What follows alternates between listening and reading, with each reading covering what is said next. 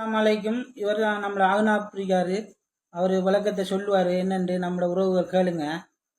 அப்போ நீங்கள் எத்தனை பேர் மദ്രസയിൽ இருந்து வந்து? 32 பேர் வந்து அக்கரபத்தி ஆக்களை விட்டு போடு, அக்கரபத்தி அட்டாளஜன் ஆக்களை விட்டு போடு, சம்பந்தர் ஆக்களை விட்டு இங்கே இறக்கிட்டு போய் பஸ்ஸில் போய் ஆமிக்காரன் அந்த போலீஸ்காராக பஸ் போயிடலான்றோடு மிஷினில் 5 பேரை ஏற்றி போட்டு கடைசியாக மிஷினில் எங்களை 10 பேர் ஏற்றி விட்டு சரி மரம் ஏற்றிட்டு போடு போகிட்டா டயர் கொஞ்சம் ஒரு டயர் இறங்க இஞ்சில் மக்காட்டில் இருந்தாங்க இஞ்சில் வந்துடையும் அப்படியே மிஷின் அப்படி பிறண்டு தண்ணியில் எல்லாரும் போய்த்தாங்க. மிஷினில் நீங்கள் 10 பேரும் மோட்டார் சைக்கிளும் ஆக்களுமா வந்த?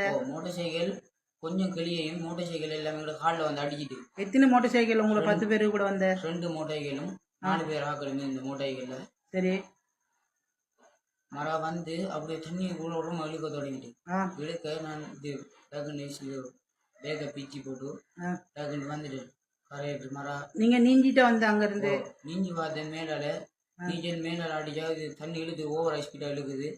புளியோடி மரம் வந்து சேர்ந்து மற்ற ஆக்கள்லாம் நம்ம அப்படியே தண்ணி இழுத்துட்டு போயிட்டு ஆக்கலை கூடுதல் ஆக்கல். சரி இப்போ நீங்கள் எத்தனை பேர் காப்பாற்றினேன்? நான் மட்டும்தான் அந்த இதில் வந்த மக்கியாகலாம் அந்த இதில் பிடிச்சிட்டு இருந்தேன் 2 பேர். ஒரு ஆளராக இந்த இதில் காப்பாற்றினேன் ரோட்டில் போய்.